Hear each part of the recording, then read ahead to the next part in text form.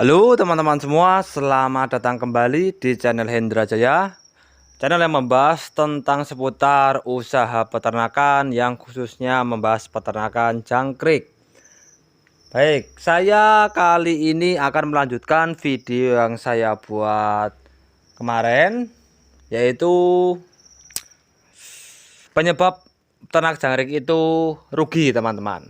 Nah, saya akan bahas yang part 2. Yang kemarin saya bahas sudah dari telur, kandang, dan juga pakan. Nah, yang part 2 ini akan saya lanjutkan video yang kemarin. Karena durasinya lumayan panjang, saya bagi videonya menjadi 2 video ya. Nah, dan sebelum saya melanjutkan video ini, untuk teman-teman semua yang baru bergabung, saya mohon bantuannya dengan cara subscribe, like, dan share agar channel ini bisa berkembang dan selalu memberikan informasi-informasi terbaru seputar peternakan jangkrik. Oke teman-teman, saya kali ini akan melanjutkan pembahasan video saya yang kemarin, yaitu yang terakhir saya sudah sampai di pakan dan kandang. Nah, hal-hal yang menjadi atau penyebab dari ternak jangkrik itu rugi, yaitu hama ya teman-teman. Nah, ini dalam peternak jangkrik kita harus perhatikan hama, karena hama itu sangat mengganggu dan itu juga sangat merugikan kita teman-teman, karena penyebab dari hama itu sangat-sangat negatif. Kita sebagai peternak harus perhatikan kondisi kandang kita teman-teman, apakah kandang kita itu terserang hama ataupun akan diserang oleh hama. Nah, kita harus perhatikan. Lalu apa saja hama yang menjadi kendala di dalam peternak jangkrik? Nah, ini akan saya jelaskan di sini. Dan untuk teman-teman semua yang baru menonton video saya ataupun yang sudah pernah menonton video saya, apabila teman-teman dalam menonton video saya itu harus teman-teman pahami secara betul, jangan teman-teman skip agar teman-teman bisa mendapatkan informasi yang efektif dan maksimal.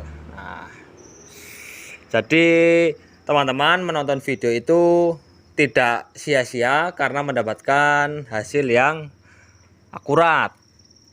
Nah, lalu apa saja yang menyerang atau hama yang menyerang ternak jangkrik milik saya teman-teman? Nah, yang pertama adalah semut. Nah, untuk semut sendiri itu saya sudah mendapatkan cara membasminya ya teman-teman, yaitu dengan cara menggunakan racun. Ada racun semut. Besok saya akan buatkan video tentang racun semut, bagaimana cara meracunnya. Jadi apabila kita menggunakan racun semut, yang mati itu hanya semutnya ya teman-teman. Jadi jangkrik itu tidak ikutan mati, karena racun semut sendiri itu kita hanya memberikan sedikit dan itu hasilnya sangat bagus teman-teman. Saya sudah menggunakan racun semut ini sudah lama, jadi bagus. Saya rekomendasikan kepada teman-teman semua, apabila di dalam kandang teman-teman ataupun di dalam rumah kandang, baik kandang jangkrik ataupun kandang ternak lainnya yang banyak semutnya, itu bisa menggunakan racun semut yang saya pakai. Setelah semut, saya juga mengalami hama itu paling sering tikus teman-teman. Jadi tikus itu sering masuk di dalam box jangkrik seperti ini. Dia itu sering masuk teman-teman, dan masuknya tikus itu akan mengganggu makan jangkrik yang sedang makan. Itu akan sangat terganggu apabila dimasuki oleh tikus. Karena tikus sendiri itu dia tidak memakan jangkrik, tetapi tikus itu hanya memakan pakan yang kita berikan ke jangkrik, yaitu konsentrat dan lainnya. Tikus hanya tertarik kepada konsentrat dan pakan-pakan pabrikan, yaitu dia banyak karena bau dari pakan konsentrat pabrikan itu sangat menyengat. Itu sangat diminati oleh tikus. Nah, apabila tikus sudah masuk, itu sudah hancur teman-teman kalau saya. Dan cara mengatasinya pun saya belum mendapatkan hasil yang maksimal, karena tikus sendiri dia kalau diracun dia akan tambah banyak. Kalau dijebak itu sekarang sudah susah teman-teman di tempat saya. Nah, mungkin teman-teman semua sudah mendapatkan cara yang ampuh untuk membasmi tikus, bisa sharing di kolom komentar ya teman-teman. Karena sebagai peternak itu kita wajib yang namanya uji coba, karena uji coba dari teman-teman semua itu juga pengalaman-pengalaman itu yang akan membuat kita berhasil. Nah, ada tadi sudah semut dan tikus, lalu juga ada lagi cicak sama kadal ya teman-teman. Itu sama, itu dua jenis hewan tersebut, kadal dan cicak itu tipenya sama, dia memakan jangkrik ya teman-teman. Dan itu pun kalau sampai masuk di dalam box, dia akan bersarang di dalam box sampai dengan beranak. Itu saya pernah teman-teman.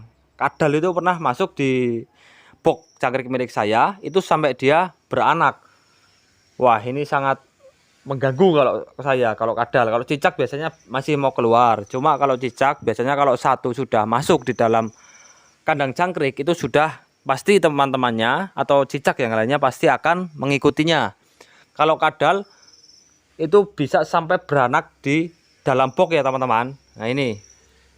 Dan cara mengatasinya, saya memberikan lakban yang saya balik dan saya taruhkan di bagian pinggir-pinggir ataupun kaki-kaki box jangkrik milik saya ya teman-teman. Nah, seperti ini. Nah, ini adalah lakban yang saya balik. Jadi apabila kadal dan cicak melewati lakban ini, dia akan menempel di sini teman-teman. Nah, ini dia tidak akan bisa kabur karena lakban itu dibalik. Jadi kalau dilewati oleh cicak, dia pasti akan menempel. Setelah itu juga ada lagi hama ulat kandang ya teman-teman. Nah, ini ulat kandang ini juga sangat mengganggu dan akan mengurangi hasil panen kita teman-teman, bahkan bisa sampai dengan merugi. Nah, cara mengatasinya kita cukup berikan pakan-pakan yang jangan terlalu lembek ataupun yang membuat box jangkrik kita itu udaranya lembab. Itu akan mengakibatkan ulat kandang ya teman-teman. Nah, setelah itu juga ada gurem kalau tempat saya. Kalau tempat saya itu namanya gurem. Gurem itu biasanya ada di kandang box yang untuk indukan teman-teman. Itu sering sekali, bahkan pasti ada guremnya. Biasanya itu gurem terdapat di ayam ya teman-teman. Nah, ini cara mengatasi guremnya itu saya memberikan pakan-pakan yang tidak lembab atau jangan terlalu basah kondisi di dalam box. Itu akan mengurangi hama dan ulat kandang. Nah,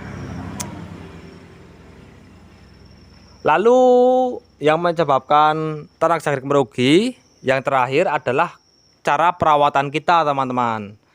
Jadi apabila kita dalam perawatan ternak, apapun itu ternaknya teman-teman, apabila kita dalam perawatannya itu tidak maksimal, kita kurang telaten dalam pengecekan pakan dan pengecekan kandangnya, kita semaunya kita sendiri, nanti hasilnya pun akan mengikuti perilaku kita terhadap ternak-ternak kita teman-teman. Nah,